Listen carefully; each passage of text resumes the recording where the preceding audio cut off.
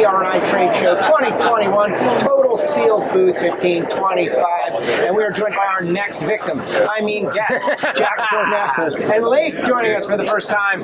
What a show it has been, Jack. Welcome, Lake. Man, it's huge. Back, everybody's back. Exactly. Absolutely. What are you getting done? What are you getting accomplished, Jack? Meeting vendors I haven't seen for 2 years.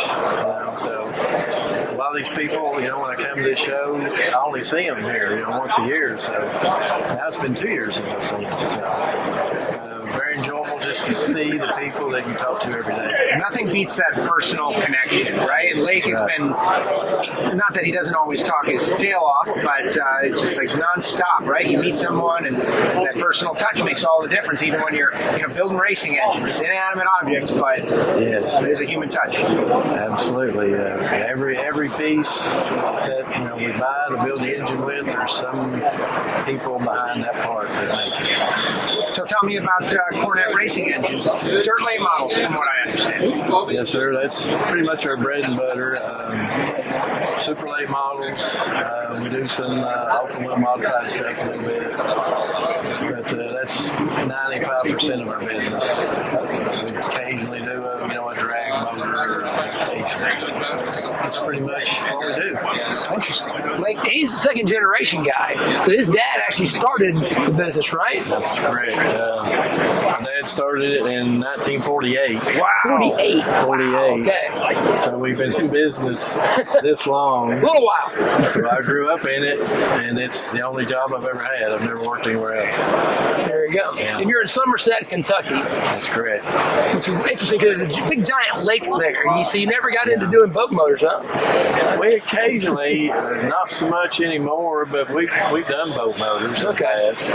So 1948, the clientele for your dad back then. Like, take us into that. Like, Well, back when he was, he liked racing, so he built racing motors back in the 50s. And they were old coupes with flathead Fords in them, stuff that you wouldn't want to get in, because it was extremely dangerous. real courage. Yeah. They didn't know any better, though. They got, blue jeans on and a leather helmet and a muffler pipe roll cage. It's crazy. Yeah. No, These we've guys evolved. were really brave. We've evolved in many arenas, safety, Yeah. of course, and inside the engine, of course. But So I grew up in it, and they took me to the races when I was a kid, and I've been bitten ever since. So it's been my whole life, really. who are some of the people you build engines for? Some of your customers that are out there do well. Currently, Tim McCready, he's your Lucas Oil Dirt Late Model Champion for 2021. Jonathan Davenport, Clint Boyer's team. I'm drawing a blank right now. That doesn't matter.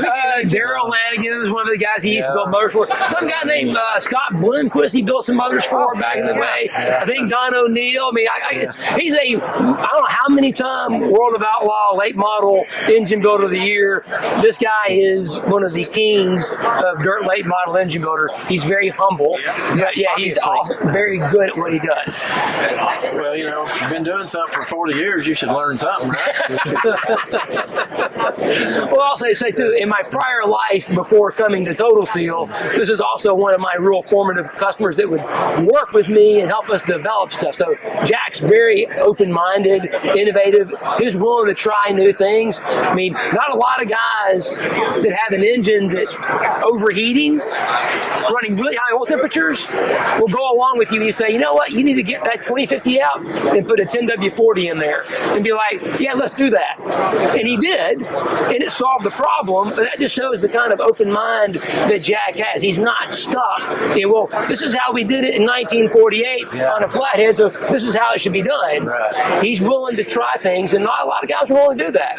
Why do you think that is? That you're flexible, open-minded? Well, because if you don't, your competitors will pass you up. It's that simple.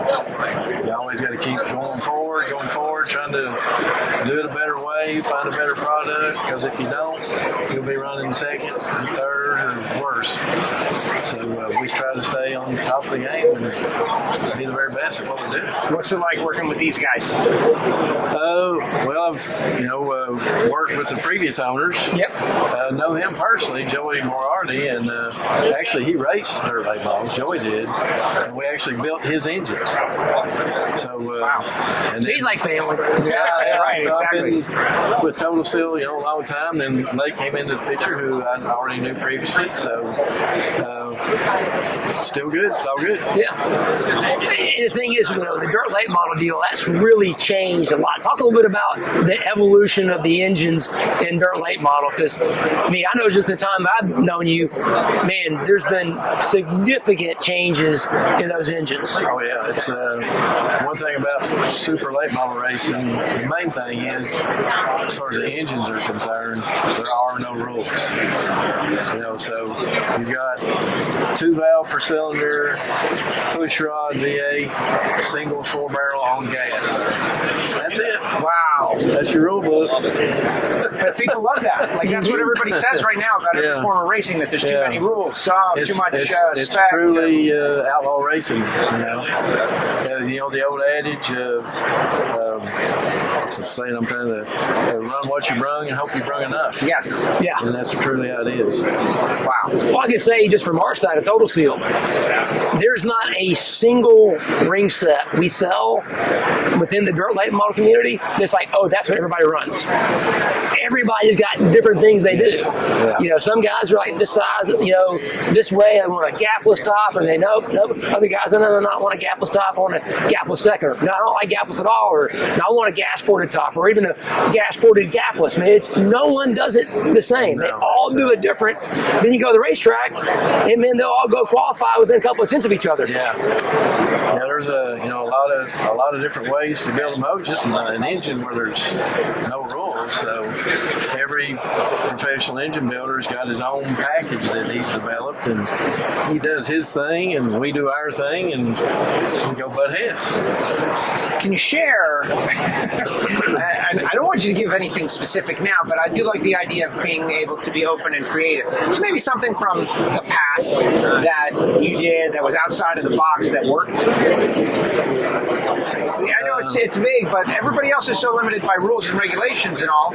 The idea that you have the ability to be creative, that's almost unusual now. Well, probably looking back, the biggest one thing is, the small block Chevrolet still dominates the market. There's more of them than anything, but we brought the small block Ford into this type of racing. And I look back at that as a huge accomplishment.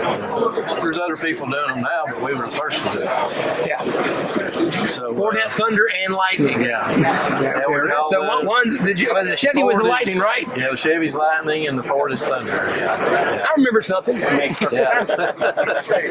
So, I looked at, my dad was a personal friend of Jack Roush. Jack went to college only about 30 miles from where our shop was. So when he was in college, at Berea College, he was passing through our town and heard about my dad and stopped in, and they were friends till, Jack came to my dad's funeral. So they were lifetime friends. Yeah. So the Fords at the time, back in the early 90s, they were doing really good in NASCAR. Oh yeah. So You got the 8-set engine. I'm sure that was a big deal. Yeah, and Chevrolets were running maybe an 18 at that time. So the Ford was a lot better. Right. So I looked at Because you were NASCAR. doing Darrell stuff. Wasn't Lanigan stuff early on when we met doing Ford? Yeah, Bloomquist was the first guy to run the Fords.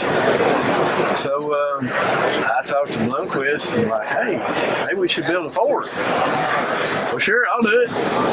So I called Jack, and he said, well, here's a person you need to call at Ford Racing, Ford Motorsport. Yeah. So I called this guy. He was the president, head guy at Ford Racing. racing, and told him what we were interested in doing, and he was all ears, and he said, "I'll get back to you." And I thought, well, I'll never hear from him again. Well, like I said, I thought they were just being cordial and nice, and I'd get blown off, and they'd call back like a week later, and we're all in. What do you need? So it was pretty amazing, and they did go all in. They created a program pretty much for you based on a phone call. Well, they had a cylinder head already, right? So, but they didn't have an aluminum block, which is what we use. So they had to develop a brand new aluminum block. That's huge. Yeah. That's a big step. Yeah. So it was pretty crazy. Never hurts to ask. Yeah. The year later, we were running them and winning with them. So it was pretty cool. That's awesome. That is awesome. So on each episode of Hidden Horsepower, even the live ones, I would like to try to extract a little advice for the next generation. I believe that there is a whole another wave out there that could probably benefit from just a little spark of advice, the right idea, the right thought. So think about those next generation engine builders, people that are following in footsteps, that love this stuff, that want to see it keep going, but maybe don't know how to think about it. What would you say? The best advice I could give them is if you got a dream, don't give up. No matter how bad it looks, at some point, when you want to quit and give up on that dream, don't give up. Just keep trying, and sooner or later it'll happen. Have you ever been in that area where you were thinking about getting out? Really? Countless times, like, I've had enough of this, you know what? And I'm quitting, and I'm going to find something else to do, and then a day or two later, I was back at it. That is tremendous. Well, you always say you imagine there are people out there listening to this that maybe they're younger and they're trying to find their way. Don't imagine, right? We're here at the PRI show already today, and it's probably 4 o'clock in the afternoon or something, whatever time it is. Yes. There's been multiple people who came by who are younger than all of us who are saying, "Thank you for the podcast. We love this. I'm listening to this. This is inspiring to me." Some people who aren't even in the industry are like, you know what? I want to be in the industry one day. Yeah. So we are speaking to people that are in this or want to be in this, and it's that shared knowledge, experience that goes so far. I think there's room for young people to do what I do. Building custom engines for whatever kind of racing that you love. Because most of us are getting older. Yeah. I'm 65. Whoa. So hey, you wear it well, bud. Yeah, that's pretty good. So I don't know how much longer I'm going to be doing this, but there's definitely room for Richard young people. Ron Ed Iskandarian is 100 years old. Yeah, I know. So you got plenty of time. You're just getting started, man. Yeah. Well, whatever. But I just think most of the engine builders I know are older. Yes. So there's definitely room for younger guys to get started, and 20 years from now have your own engine shop. Yeah. And there's so much information that can be passed down. Oh, absolutely. But you got to be willing to come in and push the broom, right? Oh, yeah. You're not going to come in and be you. No. Right. No. Well, I give him that job, actually. I'll push the broom. Jack, thank you very much. Great job. Good luck at the show. Have fun. All right, Appreciate you sharing a little of your insight and advice, Lake. Appreciate on you this. guys. We keep on rolling. Oh, we keep on going there. And that's a great part about doing these episodes here at the show. Because as a guy like you, who's a legend in dirt late model engine building, it's just walking by. It's like, hey, can we grab you for a few minutes and just share your story? And you were very gracious to do that. So we can't thank you enough for taking the time and being on Hidden Horsepower. Thank you. Thank you, Jack. More episodes to come from PRI. If you're out there listening in the future, Apple Podcasts, Spotify, SoundCloud, share it with your friends. Write us a review. We've got more episodes of Hidden Horsepower from PRI to come.